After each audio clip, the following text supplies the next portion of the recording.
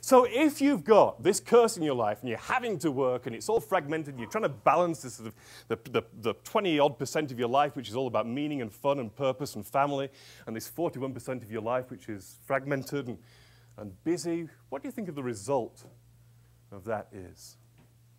What do you think a person who is living totally in this world, what do you think they feel at the end of the day? Numb. You're numb. Yeah, stressed. Exactly. And above all, tired. So tired. And I've worked out in my life that there are different sorts of tired. And to illustrate the difference for me between one sort of tired and another sort of tired, I want to introduce you to a family member of mine. He is Darwin from Denver.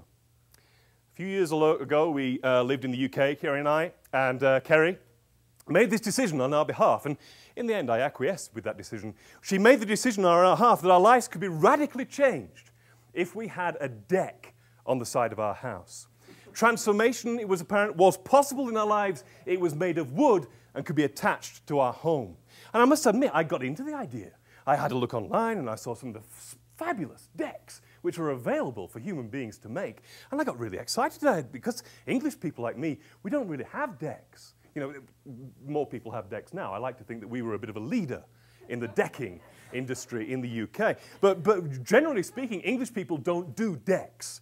English people have patios on which we drink our afternoon tea.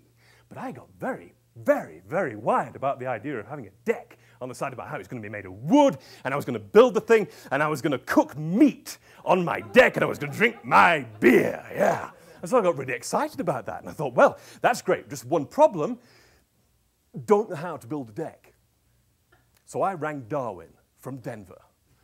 And Darwin from Denver came flying over, and he landed, and he walked through the airport like this, like a man who could build a deck. And he took me straight to Home Depot, where we bought some timber, and we bought some tools, and we bought some nails, and we got to work. And ladies and gentlemen, that was 48 hours of some of the toughest, most difficult, most blistering, most tiring, most exhausting physical labor I have ever done in my life. But at the end of that 48 hours, Darwin and I sat up on that deck, and we opened up a beer, and we looked out over the landscape, and I said to Darwin, "Phew, I am tired." And Darwin said, "Yeah, but it's a good tired."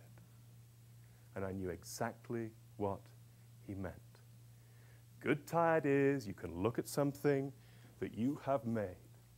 The world is different now to the tune of just wooden deck, but nevertheless different because of what we have made with our bare hands. Good tired is what you get when you can put yourself into your work, when you can bring your own energy and passion and creativity and energy into your work. And I've been all around the world, and I've been blessed to work in some of the largest organizations and worked at some of the highest levels with these massively, powerful and wealthy leaders. And sometimes I look into their eyes and I think, that's not a good tired. That's a bad tired. Bad tired. What do you think bad tired is caused by? Sorry? Work. But what sort of work? Work that you have to do, that doesn't inspire, that doesn't fill you up, that doesn't have anything of yourself in it, that you maybe can't see the difference that you are making in the world. That's the bad tired that gets underneath people, and that's scary, yeah. And I think more and more we need to get into a world where we work and produce in ourselves a good tired, where we choose work consciously. We make that choice about what sort of work it is that we're prepared to do with this only one life that we have, in this present that we have now, not this future that's going to be different, this future that's going to be better. You know, when we have an opportunity, then eventually I'll change track, and then I'll get into the career that I really want to do, but for the time being, I just have to do this because, after all, I need the money. Yeah. So it's a bad tired and a good tired.